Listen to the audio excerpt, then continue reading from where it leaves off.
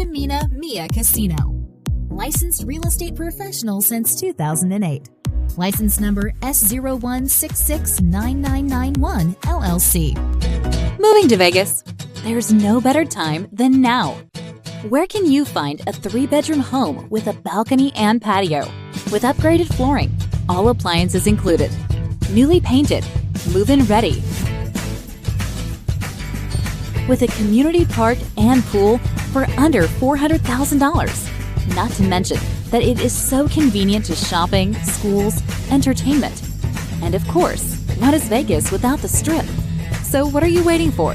Call Benjamina today at 702-281-9063. Mia is also on Facebook, LinkedIn, and Instagram. You can also visit www.benjaminamiacasino.com and view available homes anytime. Remember, the house wins when you bet on Benjamina Mia Casino.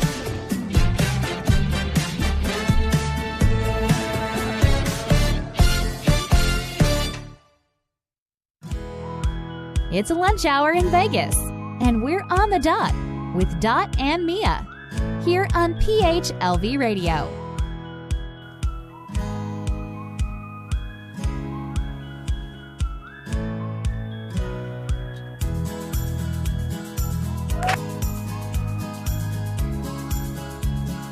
And now we're live.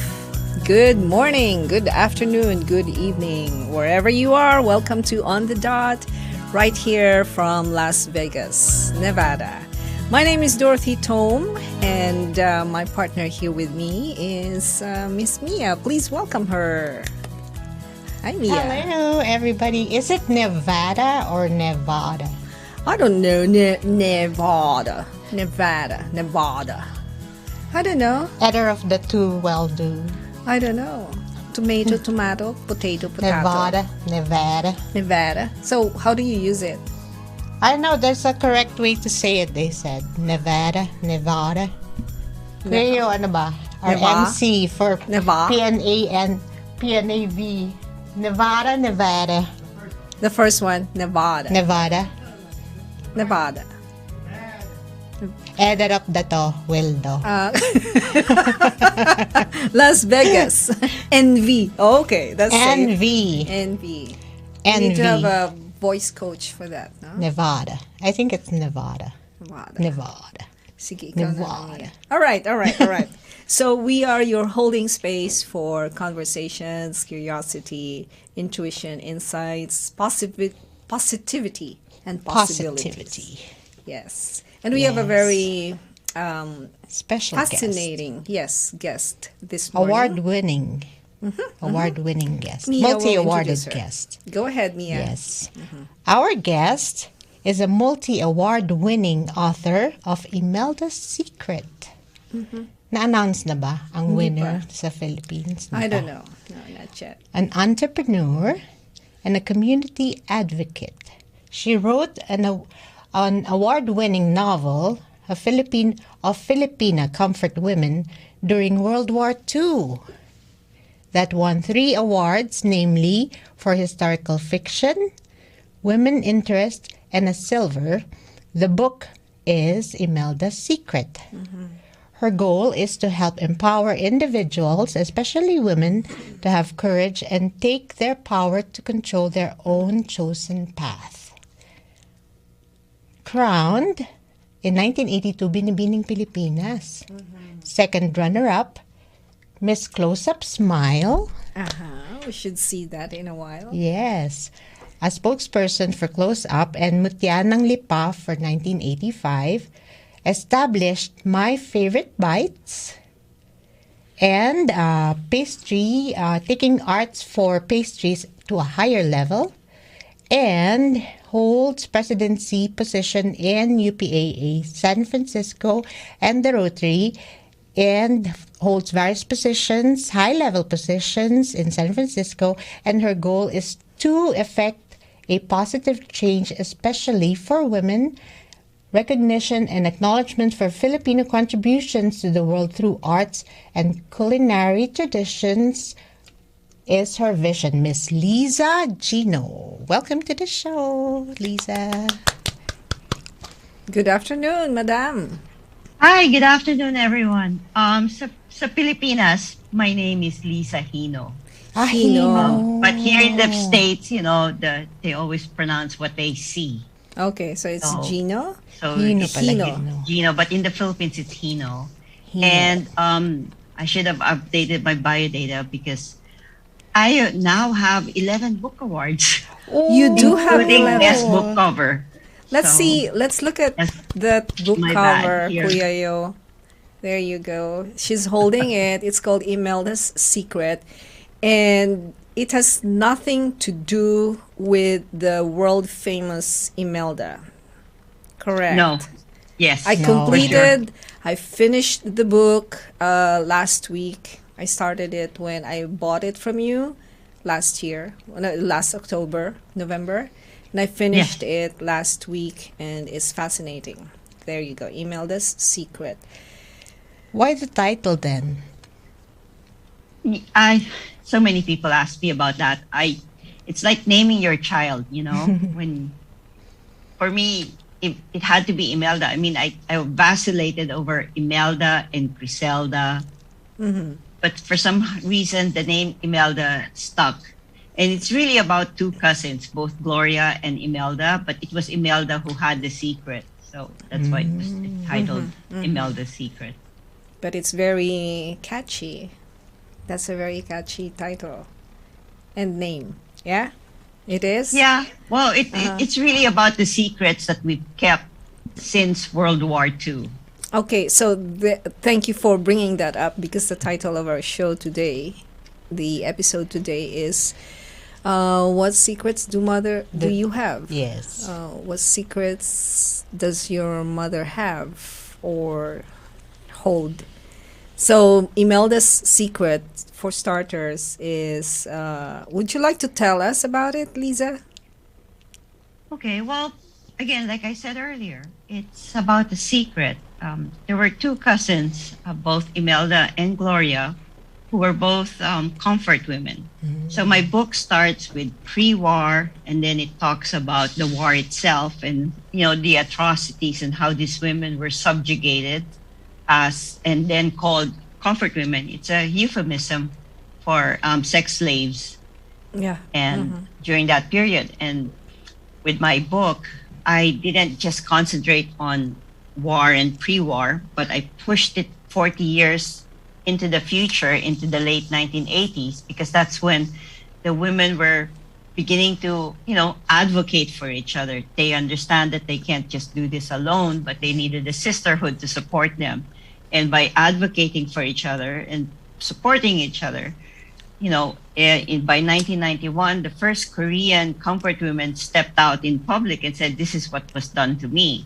And then following year, our own Nana Rosa came out, and there were so many comfort women that came out, but there's still secrets to this very day. As I go around the world, the country, talking about this, I come across people who talk about their secrets and how this whole thing has impacted their lives, their community. And it's really time that we talk about it, because in all honesty, the story of the Filipino comfort women is not even included in our own written history.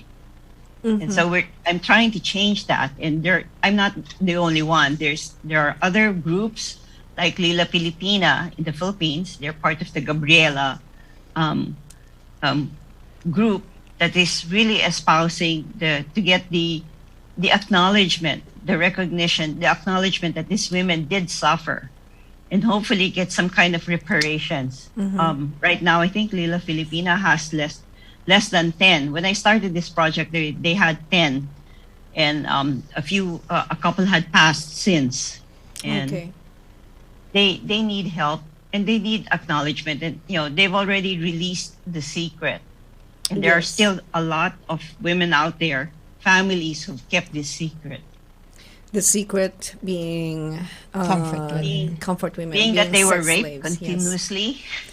Yes, that is so heartbreaking, and it's I think it runs over to our current issues on flesh trafficking, Women traffic. women Yeah. and child trafficking for sex. Correct. And so, but in particular, you mentioned Philippine history, and that is something that I think it's a dark secret, but it's something we need to face, like when we face our demons in the past. And your goal, as the goal of similar organizations, is to ask for reparation, correct? Yes.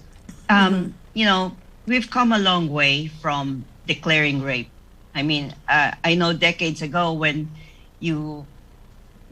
rape is in the newspaper, they would put this big black blob on the face of the victim. And now slowly people are coming out, especially during the Me Too movement. That's what really spurred me to finish Imelda's Secret, because I've been working on this for 15 years. But when the Me Too movement started, I said this is the right time, because women are waking up and finding their power, they're finding their voice and speaking out. Because now it's no longer he said, she said, but this is what happened. This is fact. Yeah. Right. So, so many things are running through my mind, Mia. Like I know, the me Me Too, the rape of the consciousness of a nation, for example, the rape of the memories we have as the collective. So many.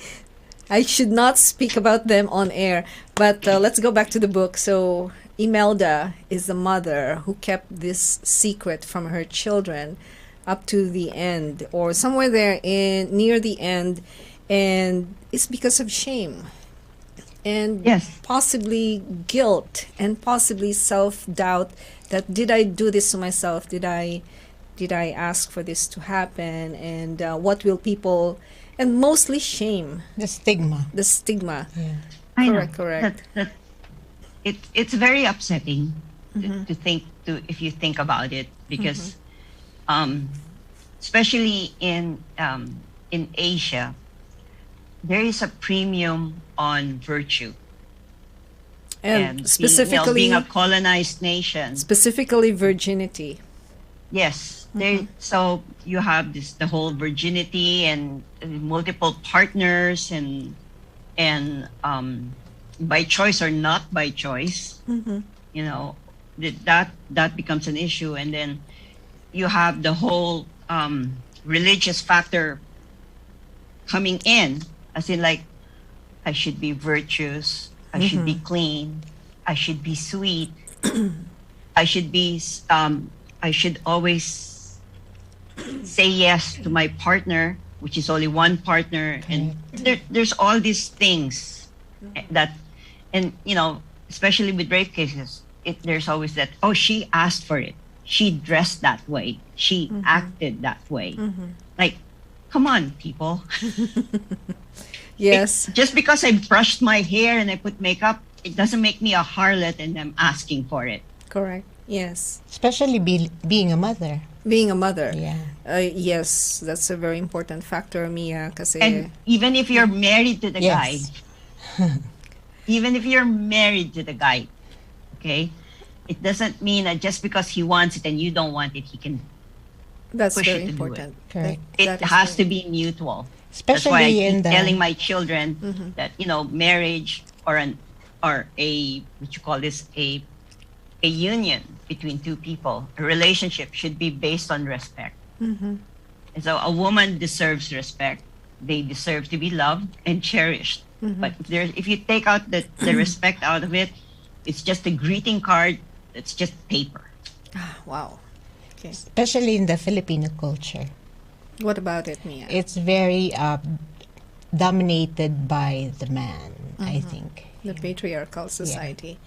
And marital rape is also one of the very well-kept secrets among mothers, among wives. Okay. Marital, because how do you prove that? But yeah. And I've worked and have fellow peacekeepers here, and they would go to the Philippines and in groups and do an exchange on, have a conference and have an exchange, a confab of how they do things here and how they do things in the Philippines. And when my friend said that, when they mentioned about domestic violence, then it's like a pin drop. No one spoke. And then finally somebody from the Philippines delegation said, what goes behind closed doors is none of our business. Like, heck no. No.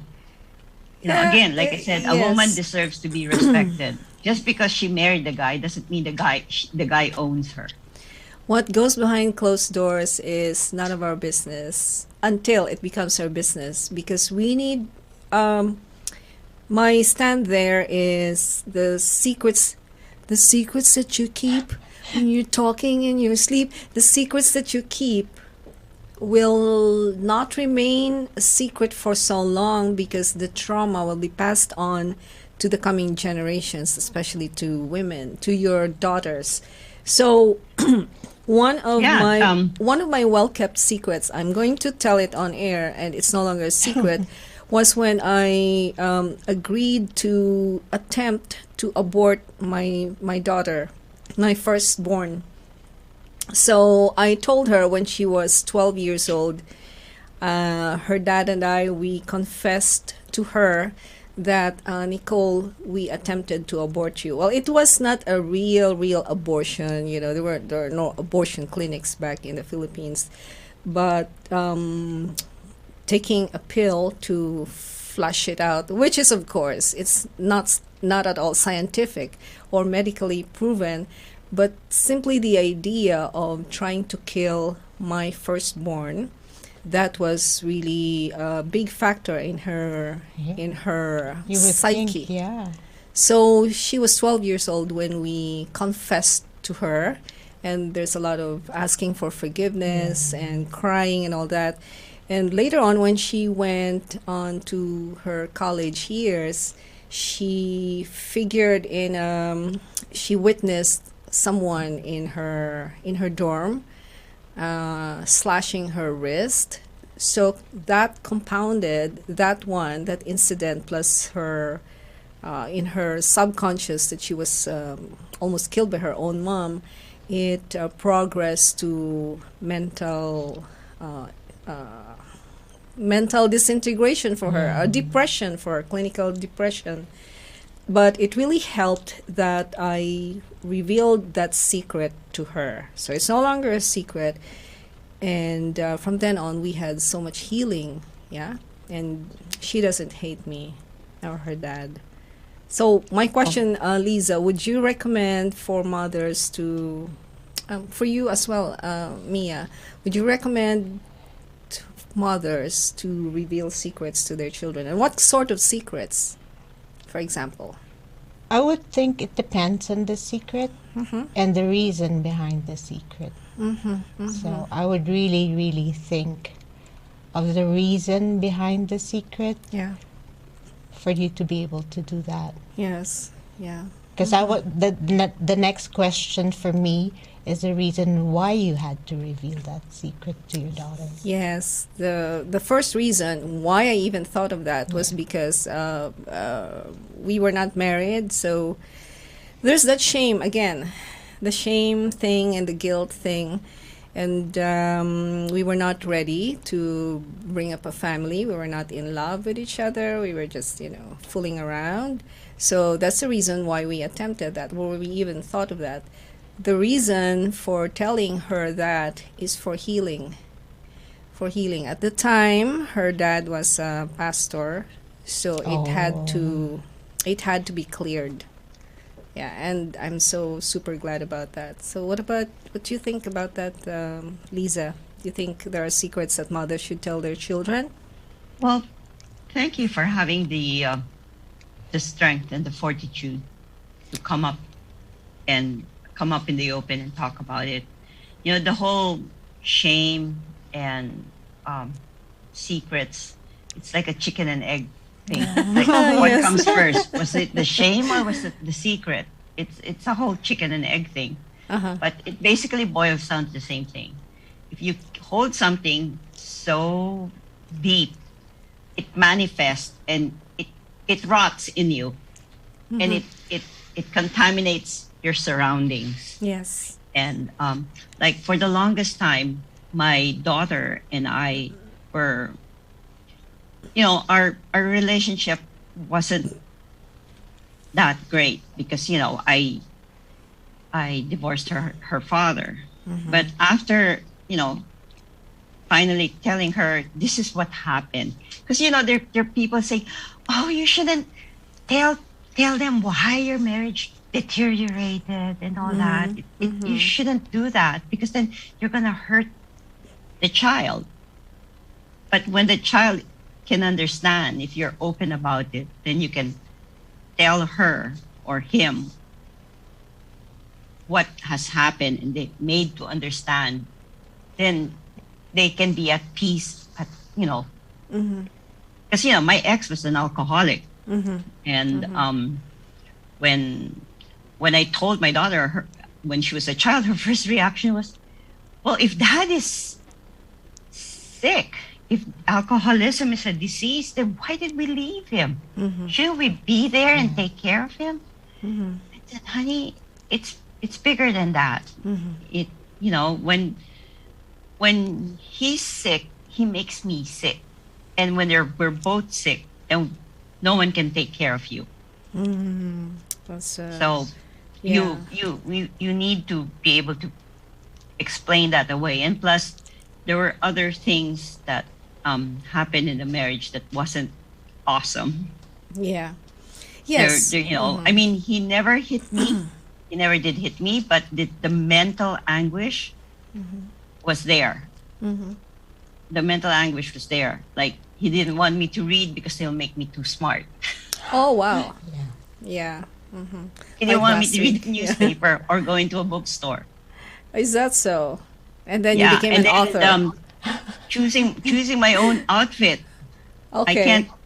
I can't wear clothes. And then even the whole Binibining Pilipinas, he said, don't you dare tell anyone that you're a Binibining Pilipinas contest winner, because that was a meat market and you were advertising and and then the clothes I wear, even my what you call this, your makeup, your hair. Makeup also no, but even my lingerie Oh, really? had to be granny panties. Oh my goodness. Okay, so that is these are It was very controlling. very controlling. Even his Yes. brother did once mention to me. He said, it said to the family, he said, "Hey, if you're going to have Lisa dress up like that, then you might as well get her a habit and make her a monja." Oh, okay. So Because yes. they knew that he was really controlling what I was wearing. Yeah. Can you see a pattern, Mia? Yes. In like last week we talked about this. Yeah. The controlling man. Can you see a pattern? Yeah, no? I do. Oh my goodness. So, wow. And you mentioned alcoholism and addiction. No, not addiction. But next week we will be talking about the effects of certain behaviors of mothers on children. And we have a special guest for next week as well. And you mentioned alcoholism. So Yeah. So Well, some- I'm Batangueña, so in my heyday I was known to drink anyone under the table. I can outdrink anyone. Really? Really, I thought it was about coffee for Batangueñas. Coffee. So I was known to do that, but after my ex, he said somebody has to be sober. Okay. Someone has to Somebody be has- sober here. You should have Somebody has to given be sober here. Liza. You should have given him coffee. Barako. Oh, Barako coffee. Wake him up. Yeah. no, you give him Barako coffee with whiskey or brandy. Spiked Barako. Oh, that's funny. Hey, I think it's time for us to take a short break here. We started off really with some kind of, I wouldn't say heavy, but serious take on our subject, which is very serious actually. rape, you don't take that lightly. But we need to take a break for now. We'll be back after the short break. Please stay with us. Moving to Vegas? There's no better time than now. Where can you find a 3-bedroom home with a balcony and patio, with upgraded flooring, all appliances included, newly painted, move-in ready, with a community park and pool for under $400,000? Not to mention that it is so convenient to shopping, schools, entertainment. And of course, what is Vegas without the Strip? So what are you waiting for? Call Benjamina today at 702-281-9063. Mia is also on Facebook, LinkedIn, and Instagram. You can also visit www.benjaminamiacasino.com and view available homes anytime. Remember, the house wins when you bet on Benjamina Mia Casino.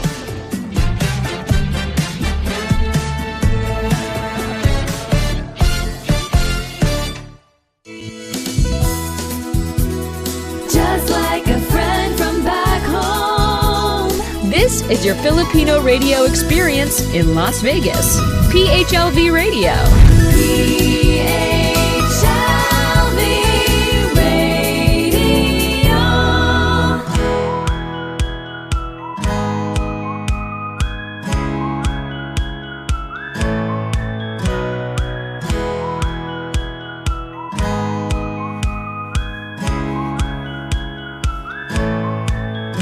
Back at the studio for On the Dot with Mia and Dot.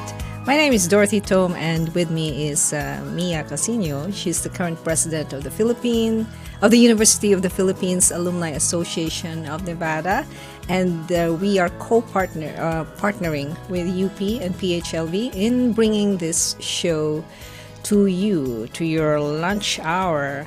And our guest is the University of the Philippines Alumni Association of San Francisco president, Liza Gino. But before we bring her back, I want to acknowledge two viewers with us. Miss Ana Parcon, she's with the UPAAN board, and Kuya Rex Ricarte. He said, what does he said? Mother and father-law. Rex Ricarte is watching. Wow. Yes. Hey, if you have questions, comments, and suggestions, please feel free to text them on the app or wherever you're watching us from. Yes, Mia? Oh, I wanted to acknowledge our 2 new members. Okay, go ahead. Mr. Rudy Lial, Aha. the president of the Society of Filipino Foresters in North America, and Miss Ella Wagan Nava, the first Filipino teacher recipient of the Heart of Education Award. Oh, galing. Yes, Welcome our new to members UPAAN. for UPAAN. Yes. And also we want to congratulate the Philippine Nurses Association of Nevada for their, what, is it the 30th anniversary? Anniversary, yes. Last Saturday. And so here we are with Miss Liza, and we're talking about something very sensitive, mother's secrets. What secrets do you keep from your children? And should you be telling them about your secrets? So to continue, Imelda's Secret is a book that Liza wrote, and it's talking about the secret. Not Imelda, someone Imelda with thousands of shoes, but this is an Imelda who was a sex slave during the Japanese occupation of the Philippines. And one secret that she kept very dearly, and she suffered for it, for keeping it, is her being a sex slave. So Liza, what other insights do you have regarding mothers and secrets that they keep? Well, as a mom myself, parents, I do believe that good parents don't willingly keep secrets. When they keep secrets, it's always with the thought that it might be better for themselves or their children. Mm-hmm. So in the case of my character, Imelda, she witnessed, because she and her cousin were both victims. They were both comfort women. Mm-hmm. And in being that when the cousin Gloria had told everyone and that of her experience of what had happened to her, her life was destroyed. She was thrown out of her home. Even her children were disowned, and it was just whole messy stuff. So Imelda decided not to tell anyone because she didn't want what had happened to her cousin and her nephews happen to her own daughter and herself. But as again, like I said, I pushed the story 40 years into late 80s, from the 1940s to the late 80s, and it gets to the point wherein Gloria is dying, and she wanted to pass the baton because by then she had started organizing all the other comfort women. Because she was very vocal, and of course, people started to listen to her, and then started to get have a little courage and strength, and because they admire her strength, and they wanted to start working with her and trying to start advocating for all these women.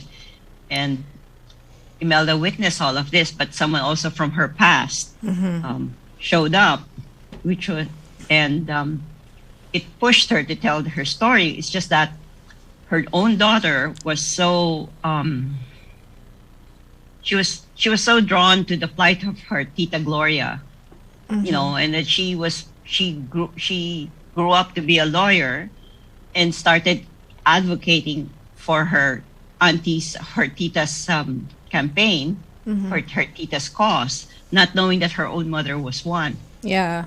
Yes. So when that happened, then it was just one thread in this whole tapestry that when it got pulled, everything just came out in the open. Right. Yeah. So your book sounds very well researched. Yes, Mia, you want to say something? I was listening to Liza. Okay. So I figured the book is very well researched. You did a lot of, and you have a lot of resources behind it, at the back cover. And is this available? So where can buyers buy your book from? Yeah, the back cover was also made by another UP alumni. Oh, really? Okay. Yes. Because the Filipina comfort women were like the women's stone. Yes. So that's why I said I would be. So I had this painting commission where the comfort women had nothing but the bare naked truth. And if you look at the painting, it's a mixed media. So it has stones and gems. So I'm saying that all of these all this madness that they went through are stones that were hurled at them, and now she has to just carry them proudly on her back. Right. So that's a symbolism on this for this one. Yes. And it was made by Maria Isabel Lopez, who happened to be my kabatch in Binibining Pilipinas, and she is the actress, an fine arts graduate for UP Diliman, I believe. Okay, right. And the front cover shows the two faces of the lead. Yes.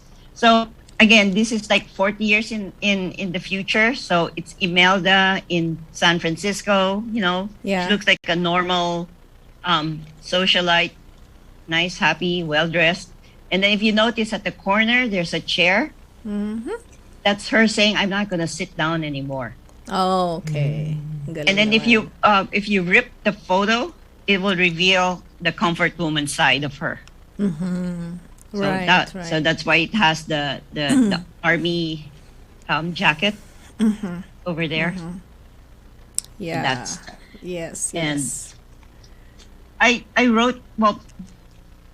It took me 15 years to write this. Is this the only book you have? Yeah, it took me 15 years, and this is just the third book. The third novel that I've been working on. You have two other novels? Wait, we're not losing you now. Oh, hold on. We don't have audio from you, Liza. I don't know what happened here. We don't have an audio from Liza right now. So, yeah, we can't hear you right now. So she was just describing to us the front cover of the book, and it's full of symbolisms. Yeah, while we are waiting for her to bring on her audio. So just a little trivia that Yes. Okay. did you know that my youngest is named after the Gabriela movement? Bella? Bella. Yeah. Okay. She was named after Gabriela. Why did you name her after that? Because I'm pro Gabriela. Oh, That's right. the very powerful woman. Yeah. Yes. Yeah. Lisa, what's up? Can you? What happened? Maybe would you like to Do you have any comments? reboot from The what is it? website? Oh yes, we do have a comment. Lisa, you can, if you want to get out of Zoom and then come back, I think, is that okay, Kuya Yo? Yeah? Lisa, if you can do that, can you hear us? Okay. Yes? Oh, there you go. Oh, there we can hear you. Oh, you hear me now? Speak up. Yes. Yes. Good job. Good job. Okay, let me just read a comment. From Anna, she said, hello, ladies. Finally got to sit and watch live today. Interesting interview, challenging old ways and outdated norms. Looking forward to having my copy of the book. So, my question earlier, where can we find your book, Lisa? Well, you can find the book on Amazon, Uh-huh. or you can just go to my website, which is immeldasecret.com. All right, emaildasecret.com. And we were planning to have you over Right. to, what's that, Mia? Come on, tell us your... You had plans of coming over to Nevada, right? Yes, I Seafood do. City? I plan Yeah. to come over sometime next month. Uh-huh. Yeah. So I'll be around. Then we can probably have a book signing if people have their books and you're available. Then we can. I think this is your second time here to Yeah, be signing the I- book, to be talking about the book. Yep. I'm making arrangements with Seafood City to be there and do the book signing there. Okay, right. So Love to see all of you there. All righty. I'll let you know once the plans have been final. okay, it's a very interesting book. And what struck me, Lisa, is I don't know if it's a trick on your part, because a case like that, something horrifying and devastating like being a sex slave, I did not see a lot of I did not see details of sex slavery in there in your book, like the description of how the men, it's very short, very tiny description of the process, how Yeah. these women were raped. So I don't know if you were queasy about telling the details of the rape, but I felt that this is just me, okay? But I felt like sometimes the sordid details will drive in the horror of what they went through. So yeah, what's your take on that, Lisa? Well, I thought that I could go into the nitty gritty, like especially with the story of Eusebia. You know, one of the Eusebia. comfort women that was Yeah. talked about over Mhm. there. She was literally used and abused. Yeah. I wanted to. I vacillated on whether I should go into the nitty gritty, but I was thinking I wanted this book to be read by young ladies and teenagers, and I didn't want them to get lost in the act. Okay. I didn't want them to get lost in the act, but on the principle that no one should be subjugated, no one should lay a hand on you. It's all about choices, and if your choice is taken away, then that's not right. Right. Yeah. And like I was saying before I lost audio, was that it took me 15 years to write this book, and it was at first I wanted to just honor the experiences of my family and friends and how they survived World War II. Like how my mom was saying, you know, that my Lola was so fair, and because she was a mestiza and she was so fair, so what they did was they cut off all her hair, made her roll around the mud so that Wow. It will be unattractive to the soldiers that came by. Yeah, I saw that in the And first part of the book. Yeah. and then my dad had actually witnessed a child thrown up in the air and ended up to be sliced by a by a Bayoneta. sword, The bayonet, yeah. and also other instances where they just used the bayonet. And then my mother's sister had told me about the massacre that had happened in Lipa, wherein their next door neighbor was raided one evening, and half the people were lined up, shot, and then after they were shot, they were and fell. The soldiers came over and continued to bayonet them, and then they walked the rest of the people out in the night. And then the following morning, when the ladies were going to do their labada, because there was no washing machine then, they go to the batis, the river, to wash their clothes. And when they got there, the water was awash with blood, and they saw the headless bodies of the people strewn around, the shore. So Yeah. So this is like an account of real accounts from stories you heard among real your accounts elders. from family members and friends. And so when I started writing this, I was thinking, oh, maybe short stories of daddy's story, Yeah. mommy's stories, Ninang's story, Lolo's stories. Okay. And then later then I came across the story about the comfort women. I said, to be more impactful, I should just write this all into one storyline. Okay. So, a lot of the things that happened in my book really did happen. Okay. But, I had to write it in a way that it would bring the focus back to the comfort women. Okay. And, Yeah. how women should be allowed to be themselves, that they are not a second-class citizen, that they have to have ownership and rights to their own body. All right. That is so It's true. now being contested now. I know, right? Something's happening. Yeah, something's happening, and we don't want to go back. We don't want to go back. We Right. women must own themselves. This is our body. Yeah. Yes. Yes. That's so true. Okay.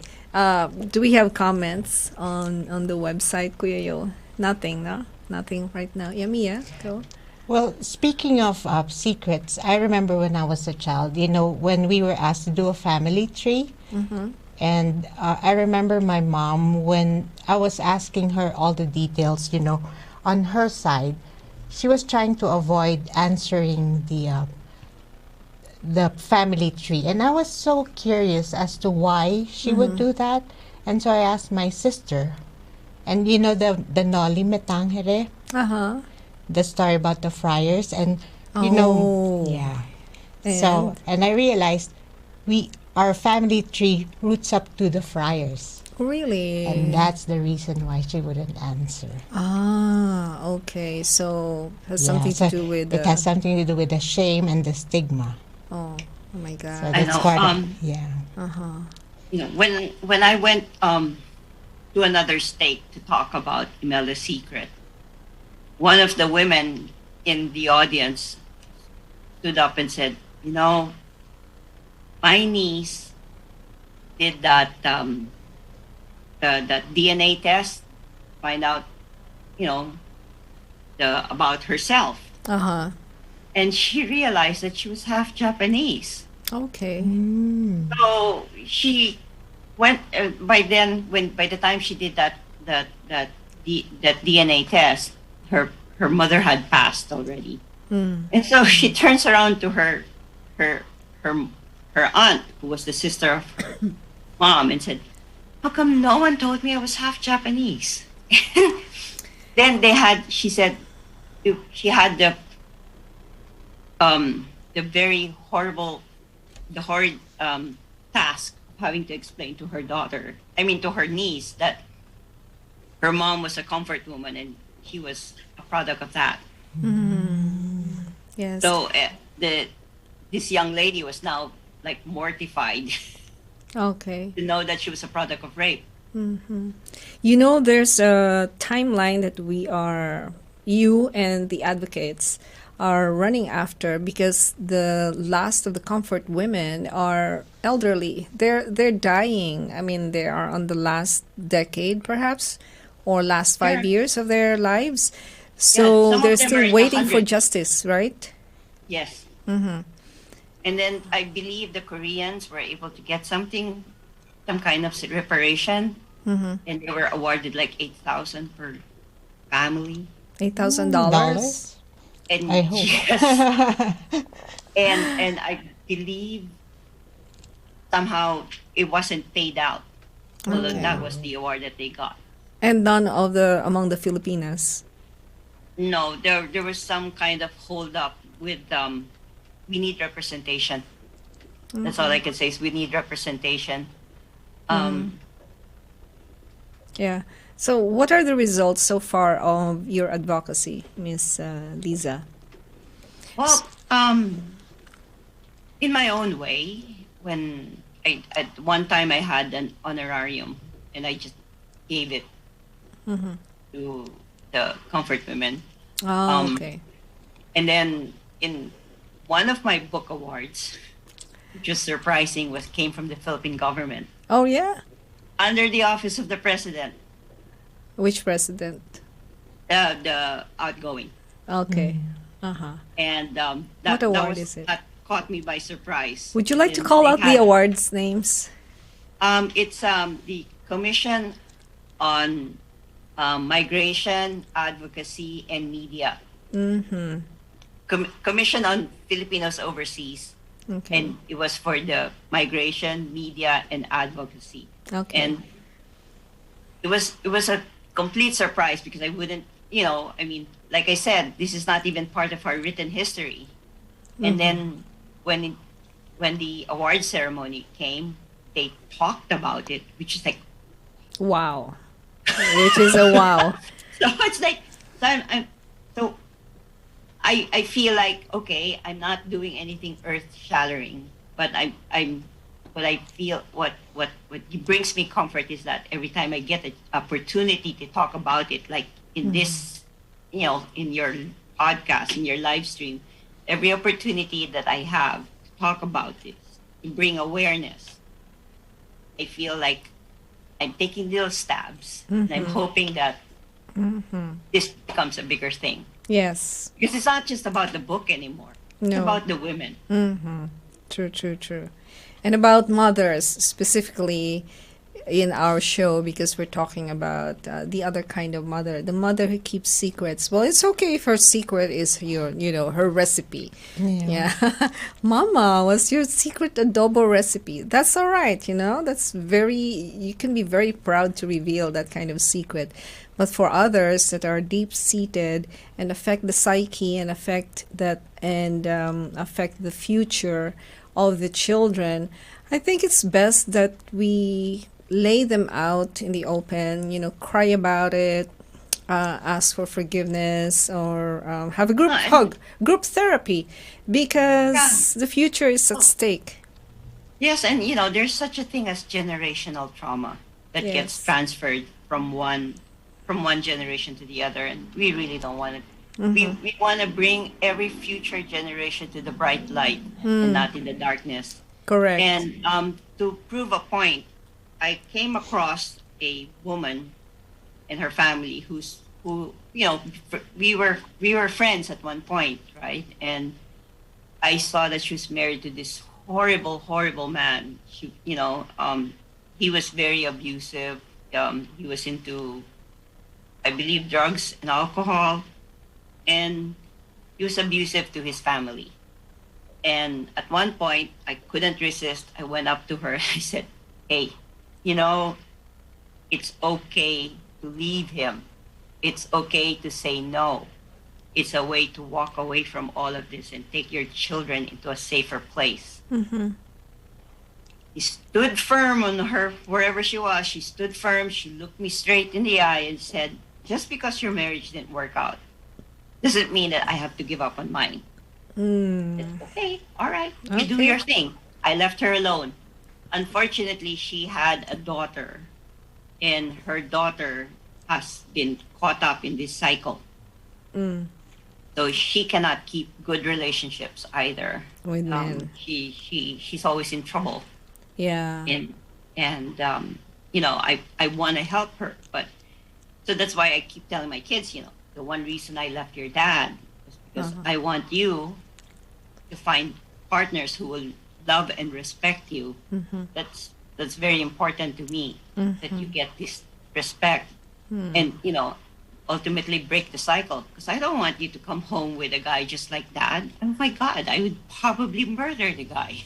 So, no. Yes. I want correct. you to know what is a normal relationship and what is not. Yes, yes. Thank you And for so that. by going through the divorce and giving them a new lease on life, and knowing that it you stand for yourself, stand up for yourself, then so that's why I look at my kids and I'm very happy that they're married and having happy and respectful relationships. Yay. Well, thumbs up for that. That's very good for you to have cleared that out with your children. No secrets there, when that decision is put out to light. Yeah? You're also a cake artist, Lisa? Yes. Oh, good. I love making cakes, and I have a business called My Favorite Bite, Right. where I make sculpted cakes, and I've made cakes for a few very well-known people. Yeah, go ahead. Mention them. Don't be shy. Well, I made the birthday cake for Willie Mays, his 90th and his 91st, and they were presented to him at the ballpark. Yeah. And then I made a cake for Lizzo. I made a cake for the Kendrick Lamar's nephew, Baby Kim. I made a cake for Mayor Ed Lee and Mayor London Breed. I've made a cake for Empire Records, The Goat. Wow. I've also made a cake for G-Eazy. So, but the root of my business was because after the divorce, I needed to. Support I yourself. found myself all by Outlet. myself here in San Francisco. Yeah. My closest family was in LA. My father's side was in LA. My mother's side was in Chicago, and I wanted to start anew with my three kids. So, but it was hard. And what I did was I built a community to support me and my children, so that they would know a lolo, an auntie, uncle. So I built this relationship with my community members. Became one of the vice president there at our Okay. local church community. See? And Yeah. and so every Thanksgiving I would bake Okay. something, like I'd be baking cookies and cakes and all that, and I would give it away as gratitude. So Yes. thank you Yes. for helping me with my children, watching them, walking with them, picking them up, or just being there for them, someone that they could talk to and all that. So it was always that. And one time I even realized I was sitting in the kitchen with over 400 cookies. I'm like, what the heck am I doing with over 400? But, 400 and cookies. then, my kids go, oh, one is for Tita, Tito, Ah, all yeah. my classmates, my best friend, my teacher, my principal, my counselor, the pastor, The whole community. the associate priest, and, all those people. And then, since I kept making and baking, giving, and all that, then people come back and say, hey, I really like your cake. I really like your cookie. I like this, I like My that. Can I favorite order? bites. Right. So Yes. then I came up with my business. Sige. So my business was built on gratitude. Sige, No, sige. When that's you come nice. here, magdala ka ng cookies and then My favorite we're gonna bites. sell or we're gonna For sure, buy. my cake, I would bring cake all the way to New York. Sige, go. I will Hand I'll bring you a carry. cake when I go there. Yeah. Hindi yan secret recipe. And then that one you have to keep a secret until the time for revelation comes. So look at that. The time is now 4 minutes past 1 o'clock. And Yeah, we have talked about serious stuff, no? Yeah, no. It Yeah. actually the baking made Lisa smile. So Yes, it it's shows important that she yeah. smiles, right? We have to Well, close on a good note. I love baking. You Yeah. know, Yes. when I my one of the first few cakes I made was an Angry Bird. It's a red Yeah, the character, right? So I character. made a cake that was round, and I had it sitting on a on on on spaghetti. Oh, wow. On top I of had, spaghetti. big red round thing with eyes, and then I delivered it, and the mother told me to put it on her kitchen counter. And then she calls out her son. Her son comes running into the kitchen, and because he was I think 7 or 8, so he's eye level with the cake. Oh. The moment he saw the cake, he goes. His jaw was just dropped. It was wide open, and he couldn't make him say anything. Okay. That made me so happy. Oh, that's nice. Well, so, Lisa, we're closing the show with some words of wisdom from you. Would you like to, what would be your parting words for our audience? Well, I'm not a angry woman. No, you're not. Okay, No, I'm not Angry Bird. I just the I may get angry about the stupidity about how women are treated, but I'm not an angry woman. I'm not like those other people who just like rah rah. I'm mad. I not.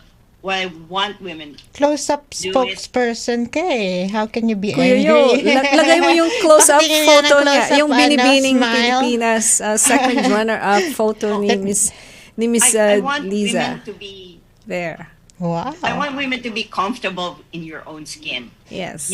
Once you accept yourself and be comfortable in your own skin, you can do so much more. Yeah.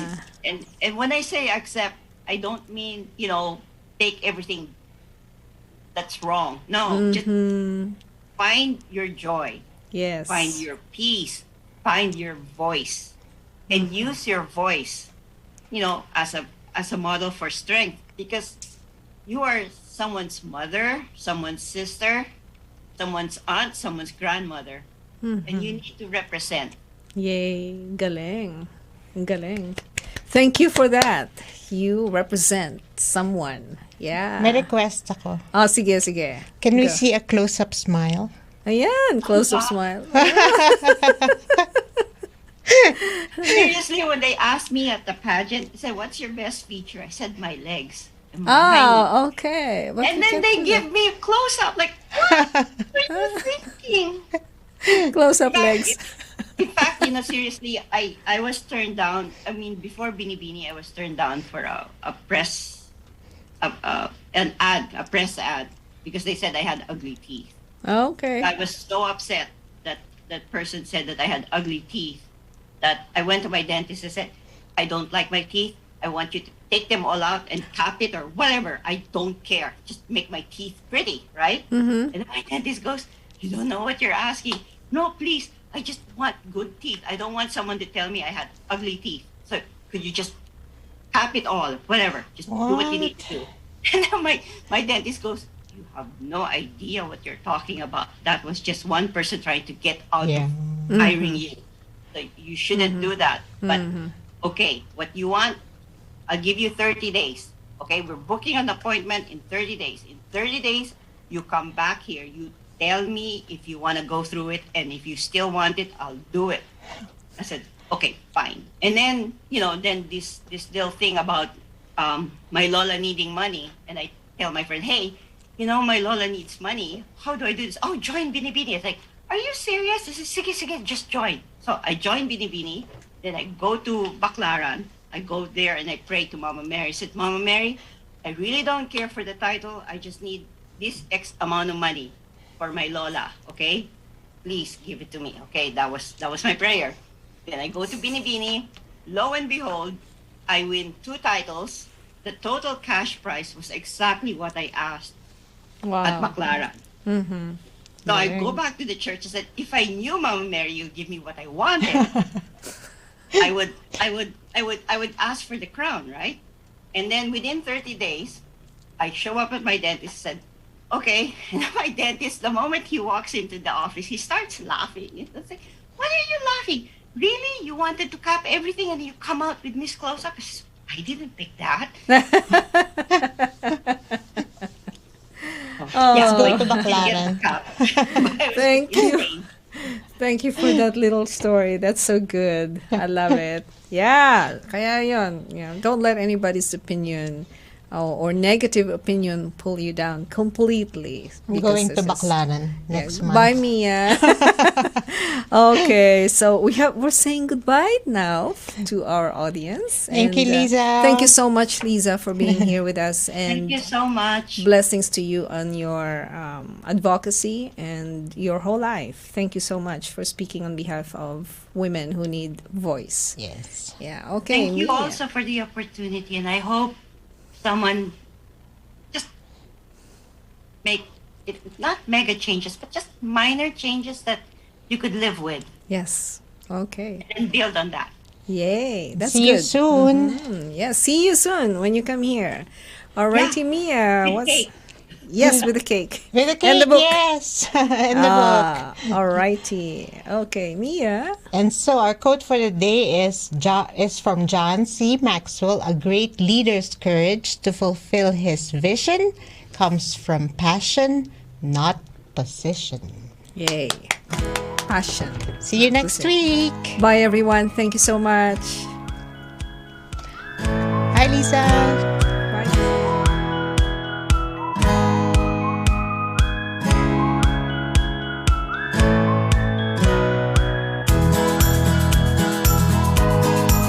Moving to Vegas, there's no better time than now.